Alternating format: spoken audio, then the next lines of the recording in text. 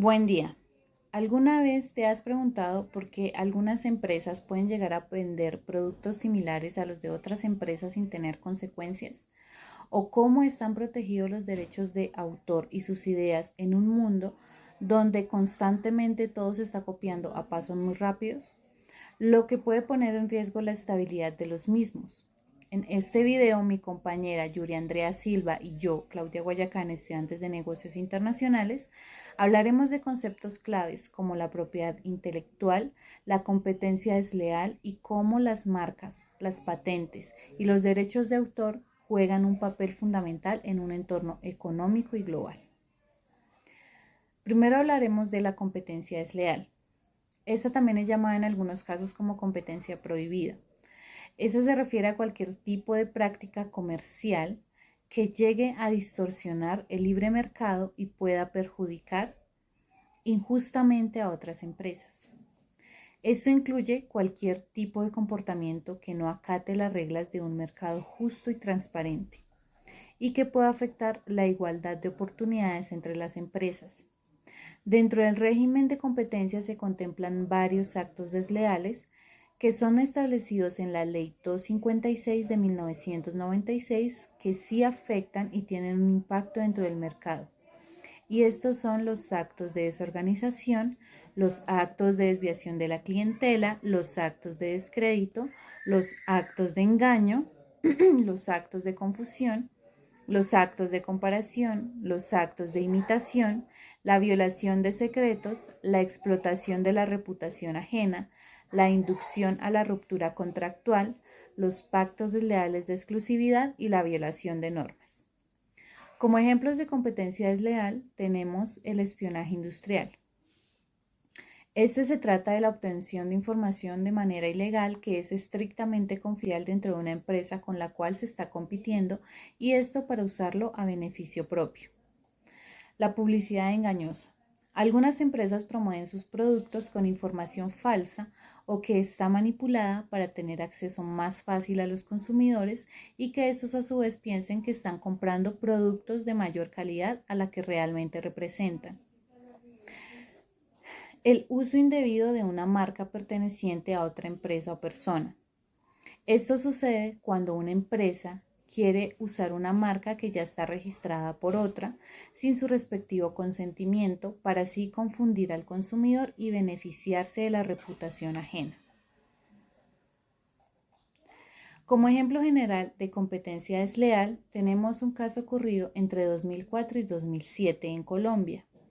Este se trata de Danone y Alpina, empresas de productos alimenticios, donde este último incurrió en un acto desleal de imitación sistemática con respecto a iniciativas comerciales, que Danone implementó en otros países alrededor del mundo, lo que ocasionó que su entrada al mercado colombiano fuera obstaculizada debido a que Alpina llegó a imitar piezas publicitarias para televisión, como por ejemplo la promoción de que hicieron a Jux con Defensis, que se consideró como una imitación de Actimel, producto creado por Danone, y algunas palabras que se asemejaban a los nombres de identificación de cada uno de sus productos, registrando así marcas que Danone ya había registrado anteriormente. Y por tal motivo, al incurrir en el acto desleal de imitación en la modalidad de imitación sistemática que se observa en el artículo 14 de la Ley 256 de 1996, Alpina debió pagar una suma de 200 millones de pesos por los conceptos de gastos judiciales, condena que fue impuesta por la Superintendencia de Industria y Comercio. Vamos a hablar sobre la propiedad intelectual. Cuando hablamos de propiedad intelectual decimos que es un conjunto de derechos que brindan protección legal a las creaciones del intelecto humano, como por ejemplo las obras artísticas y literarias, las invenciones y las marcas comerciales. Estos derechos le permiten a los autores o creadores controlar el uso de sus obras y a su vez recibir compensación por las mismas. Es decir, que la propiedad intelectual cubre los derechos absolutos. Dentro de la propiedad intelectual tenemos los derechos de autor. Esto se encarga de la protección de obras y creaciones artísticas, literarias, científicas e industriales, como pueden ser las canciones, una pintura o una obra escrita por un autor. También tenemos las marcas. Estos son signos distintos que nos brindan la identificación de productos o servicios ofrecidos por una empresa, como por ejemplo los logos de Ramos, Zenú y Éxito. Y por último, tenemos las patentes. Estas son las encargadas de la protección hacia nuevas invenciones y cómo a su vez sean útiles, como por ejemplo nuevas máquinas, dispositivos o procesos industriales.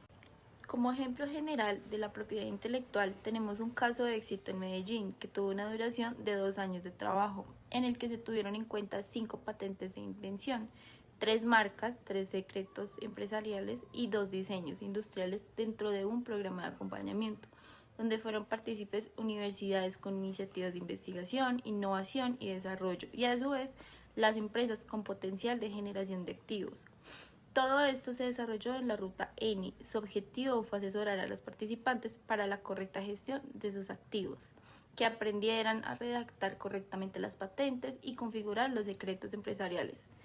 Con esto se evidencia que el día de hoy Medellín tiene casos de éxito dentro de la propiedad intelectual, como proyectos conjuntos de la Universidad CES, que es la Escuela de Ingenieros de Antioquia, y los laboratorios ECAR, Argos y Fabritore. Esas son propiedades intelectuales que se dividen en 2 categorías. Por un lado tenemos la propiedad industrial y por otro tenemos los derechos de autor. Continuamos con la propiedad industrial. Dentro de esta rama se protegen las creaciones que están directamente relacionadas con la industria y el comercio, como por ejemplo las marcas comerciales, los modelos de utilidad, los diseños industriales, esquemas de trazado de circuitos integrados, estas enseñas comerciales y los secretos comerciales, las invenciones o patentes y nombres comerciales, es decir, es el derecho del que goza una persona natural jurídica dentro de un signo distintivo o una invención o un diseño industrial. Dentro de esta propiedad existen varios componentes, dentro de los cuales encontramos las patentes encargadas de proteger invenciones nuevas como nuevos dispositivos, procesos tecnológicos, como ejemplo tenemos la patente de un nuevo medicamento o una nueva tecnología. Diseños industriales, estos protegen la apariencia estética de un producto como el diseño y la forma visual. Tendríamos de ejemplo el diseño de un reloj de lujo o de un automóvil. La entidad encargada de regular es la Superintendencia de Industria y Comercio. Esta se encarga de registrar y proteger los derechos de la propiedad industrial y a su vez asegurar que las empresas no lleguen a infringir estos derechos y que dichas creaciones estén protegidas de manera legal. Ahora hablaremos sobre las marcas. Como lo dijimos anteriormente, la marca es un signo distintivo que es usado por diferentes empresas para marcar sus productos o servicios y así tener su diferencial con la competencia. Dichas marcas pueden ser evidencias con nombres, logotipos o combinaciones de ambos para que el consumidor tenga un amplio conocimiento del producto que va a adquirir. Como por ejemplo, tenemos a Éxito. Esta es una empresa colombiana que maneja multiformato o multimarca, manejando una estrategia comercial que se basa en la diversidad de marcas, ofreciéndole un diferencial a sus consumidores y así llegar a muchos sectores de los sectores económicos. Continuamos con los procesos de registro de marcas. Para la obtención de la protección legal de una marca, esta se debe registrar previamente ante la Superintendencia de Industria y Comercio en Colombia. Este registro garantiza que nadie más pueda utilizar esa marca sin previo consentimiento del titular de la misma. Es por eso que se deben seguir unos pasos para el correcto registro de una marca en Colombia. Lo primero es conocer qué es una marca y qué se puede como tal registrar. Luego se procede a consultar los llamados antecedentes marcarios, que es la ASO. Esto es para saber si ya existe alguna marca semejante a la que se requiere registrar. Por consiguiente, se deben clasificar los productos o servicios que estos permitan distinguir la marca y así poder clasificar según la internacionalización de NISA, que es la encargada de dicha clasificación.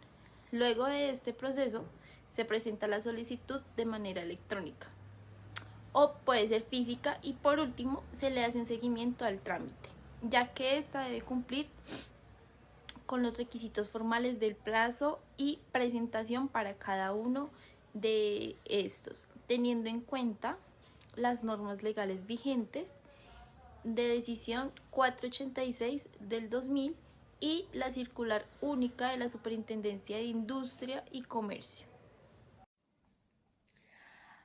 Ahora hablaremos de la patente. Una patente es un derecho exclusivo otorgado a una invención que le da al titular el derecho de impedir que otros fabriquen, utilicen, vendan o distribuyan la invención sin su permiso. Las patentes son otorgadas por un periodo limitado, generalmente de 20 años, y esos productos se pueden comercializar de manera exclusiva o por medio de terceros con licencia o la transferencia de los derechos sobre estas. Es decir, que el beneficio económico es directamente para el que sea el titular de la patente. La vigencia de la legislación de las patentes está contenida en la Decisión 486 del 2000, perteneciente a la Comisión de la Comunidad Andina, y esta es aplicada en todos sus países miembros. Y a su vez se encuentra reglamentada en la Superintendencia de Industria y Comercio y los decretos reglamentarios. Como un ejemplo de patente en Colombia tenemos la tecnología Matro, una alternativa impulsada para mejorar la mala disposición de los residuos. Consiste generalmente en la realización de un sistema de aprovechamiento de residuos orgánicos, por medio del cual se obtiene agua en buenas condiciones y un material seco de gran capacidad para la retención de esta agua, y está patentado para usarse en la recuperación de suelos áridos. En la actualidad, Matro genera de un 60 a 70% agua en condiciones óptimas, es decir, agrícolas, grises y aptas para el consumo humano. Ahora hablaremos del término enseña. Esta se refiere al acto de educación sobre los derechos de la propiedad intelectual y la debida importancia de respetar las leyes que protegen dichas creaciones. También este concepto está directamente relacionado con la creación de contenido educativo acerca de la propiedad intelectual, como pueden ser videos, material didáctico o presentaciones.